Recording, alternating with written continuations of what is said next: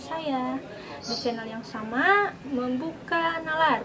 Pada kesempatan ini saya akan menyaksikan sedikit ya bagaimana saya bisa menerima Kristus sebagai Tuhan dan Juru Selamat saya. Jujur saja teman-teman, satu hal yang saya tidak pernah terpikirkan sama sekali bahwa saya akan menjadi seorang Kristen atau pengikut Kristus. Mengingat saya lahir dan dibesarkan dari keluarga muslim, tentunya dari kecil saya belajar sholat dan mengaji hingga remaja. Kok bisa sih? Nah, awalnya sih saya sering ngobrol tentang banyak hal dengan seorang teman yang saat itu baru saya kenal. Entah dalam obrolan apa saat itu, saya lupa lagi. Tapi yang saya ingat, teman saya ini bilang gini, "Meta, sebentar lagi kan kamu merayakan Idul Fitri. Kamu yakin gak dosa kamu bakal dihapus atau diampuni?" Jelas pada saat itu saya menjawab, ya pastilah dihapus, karena memang dalam ajaran Islam, Idul Fitri itu kembalinya manusia kepada fitrahnya atau kesuciannya. Teman-teman, teman saya ini malah bilang gini, itu tuh nggak bakalan, Meta. Mau kamu 7 kali Idul Fitri, mau 12 kali Idul Fitri, dosa kamu tiap tahun malah makin bertambah.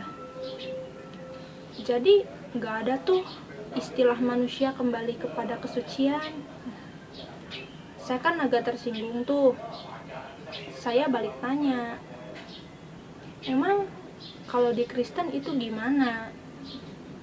Teman saya jawab gini, yang namanya manusia itu nggak ada yang suci. Selama hidup di dunia itu nggak ada.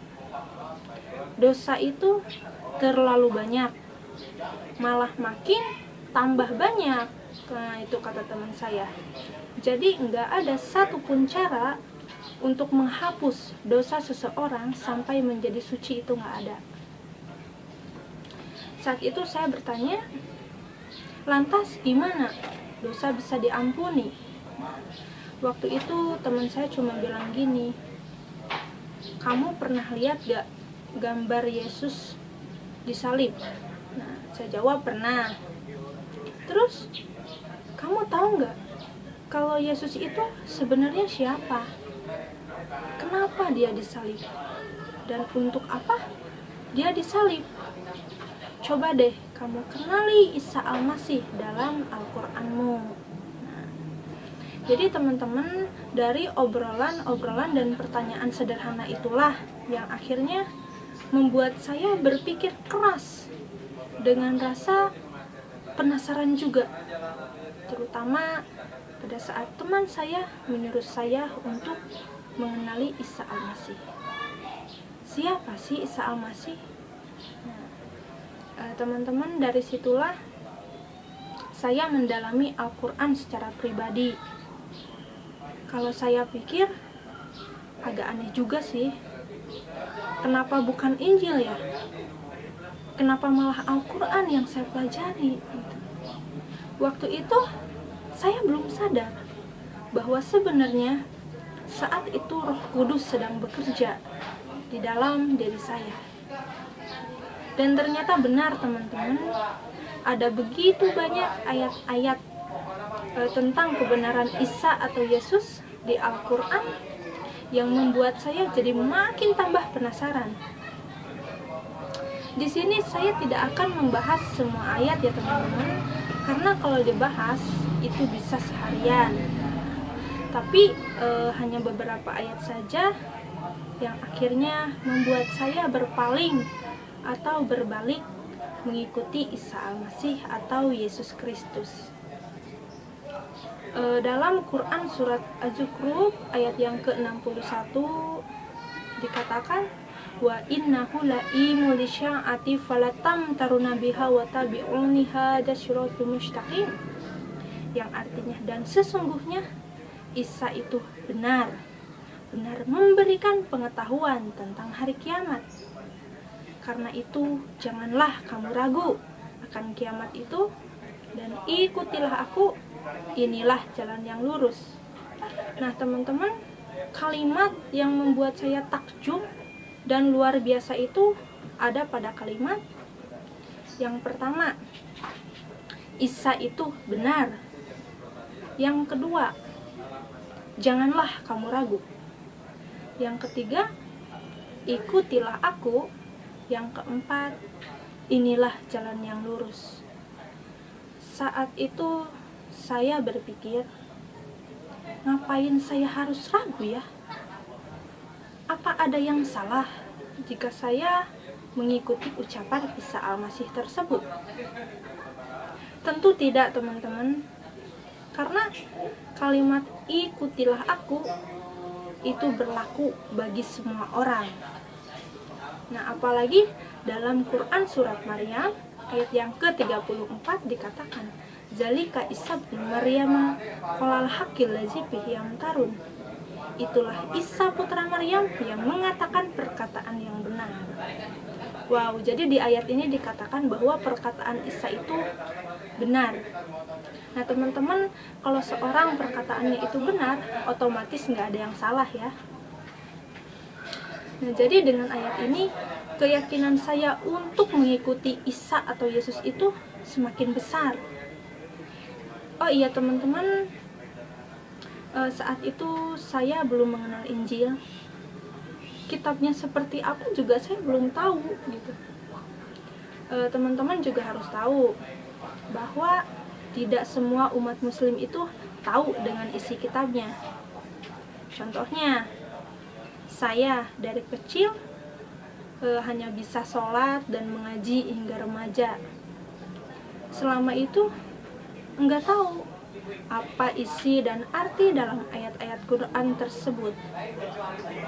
Karena orang tua kita dulu bilang, yang penting sholat, bisa ngaji, dan hafal ayat itu udah cukup. Nah dan kalaupun ada orang muslim yang paham dengan isi Qurannya, itu gak bisa sembarangan orang menafsirkannya, tapi harus melalui yang namanya ahli tafsir. Ya kalau menurut saya sih ya, sehebat-hebatnya ahli tafsir, mereka kan manusia juga, bukan Roh Kudus. Kalau di Kristen, Roh Kudus itu dapat dikatakan guru. Dalam hal ini, saya sangat bersyukur ada Roh Kudus yang selama ini membimbing dan mengajari saya dalam hal kebenaran. Haleluya. Waktu itu saya tinggal dan bekerja di Bogor. Masih bingung juga, pengen ke gereja mana. Nah, terus kalau saya udah di gereja, saya nggak tahu harus ngapain gitu. Tapi hati ini tuh ngeberat banget, kayak nggak bisa ditahan. Sampai akhirnya saya memutuskan untuk mencari gereja di sekitaran wilayah Bogor. Itu pun melalui bantuan internet. Nah, pas minggu paginya saya pergi ke tempat tujuan, dan puji Tuhan, ada seorang polisi yang memberitahu sekaligus mengantarkan saya percis di depan gereja tersebut. Oh iya teman-teman, saat itu saya memakai jilbab gitu. Jadi pengalaman yang luar biasa, saya pertama kali ke gereja memakai jilbab. Nah, tapi di dalam gerejanya ya saya buka jilbabnya karena malu juga nggak ada yang pakai jilbab gitu.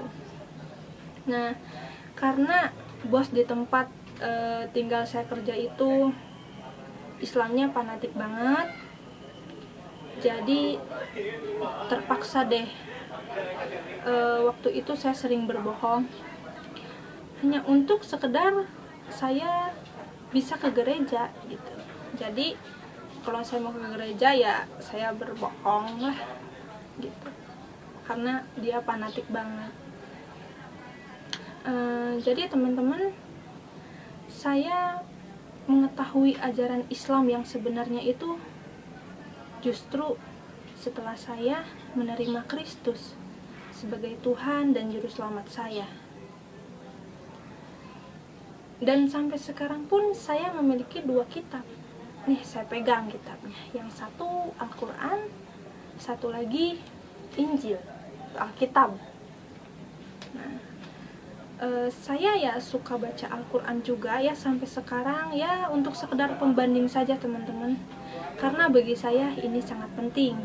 Soalnya saya sering meluangkan waktu pada saat lagi nyantai atau sedang beristirahat itu untuk mengikuti perdebatan di forum-forum media sosial. Nah, karena kan teman-teman, penginjilan di dunia maya ya atau di media sosial itu sekarang ini sangat dahsyat, dan banyak saudara seiman kita yang ambil bagian di sana. Saya bikin akun FB itu udah 10 kali lah ada, nggak tahu lebih karena nggak ngitung juga. Jadi tiap kali mereka nggak bisa jawab, mereka itu blok akun FB saya gitu. Nah, jadi terpaksa saya buat akun yang baru gitu. Mereka itu seolah tersudutkan, padahal saya itu tujuannya ya hanya untuk meluruskan kesalahpahaman mereka saja, baik kesalahpahaman tentang Injil, tentang Yesus, dan tentang Allah itu sendiri. Pokoknya banyak banget deh hal yang perlu mereka tahu gitu. Mereka pun harus tahu sejarah juga, karena bagi saya tidak mungkin ada satu kitab suci yang mengatakan atau menceritakan 2 hal yang berbeda, teman-teman. Saya ulangi ya, bagi saya gak mungkin ada satu kitab suci yang mengatakan atau menceritakan 2 hal yang berbeda. Contohnya, yang sering diperingati oleh umat muslim itu adalah Idul Adha. Menurut klaim mereka, anak yang dikurbankan itu ialah Ismail. Sedangkan menurut umat Kristen, anak yang akan dikurbankan itu ialah Ishak. Tuh, udah beda kan? Yesus itu udah jelas-jelas lahir di sebuah tempat bekas kandang hewan. Tapi menurut agama lain, Yesus atau Isa itu lahir di dekat sungai di bawah pohon kurma. Tuh, udah beda lagi. Yesus itu disalib, tapi mereka bilang Yesus itu nggak disalib. Nah, kita sebagai umat Kristen harus bisa menjawab jika seandainya ada orang yang bertanya kepada kita.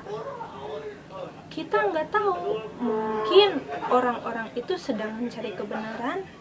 Nah, kita harus siap menjawab dan mempertanggungjawabkan apa yang menjadi dasar keyakinan kita, bahwa sebagai umat Kristen kita tidak hanya sekedar percaya, kita tidak hanya asal imani saja, tetapi iman kita itu adalah iman yang bisa dibuktikan dengan fakta sejarah.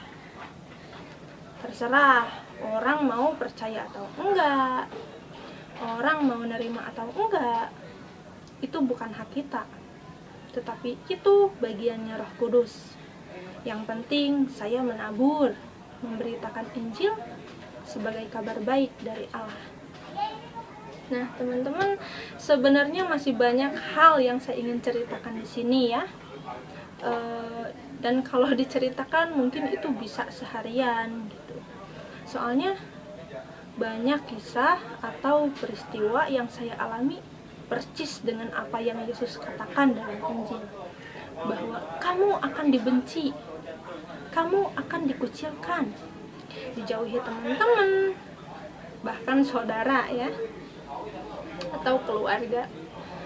Dulu saya hanya tahu dari cerita-cerita, dari kesaksian orang, dari buku-buku gitu. Tapi justru saya sekarang mengalaminya sendiri. Meskipun banyak tantangan, tetapi kebaikan dan pertolongan Tuhan itu sangat saya rasakan, dan kebaikan dan pertolongan Tuhan itu selalu ada bagi saya. Haleluya. Terus waktu saya ke Bandung itu sendirian juga. Saat itu saya masih bingung harus gimana, nanti bagaimana. Tapi ada banyak hal-hal ajaib yang saya alami di Bandung, yang semua itu tak lepas dari kebaikan dan campur tangan Tuhan Yesus. Haleluya.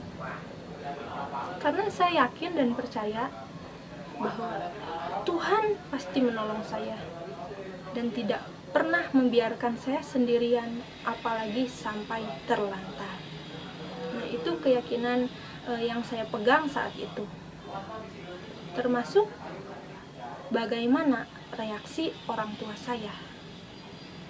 Nah, pada saat itu mereka sangat shock ya. Bagaimana bisa saya pindah agama gitu, atau menjadi seorang Kristen.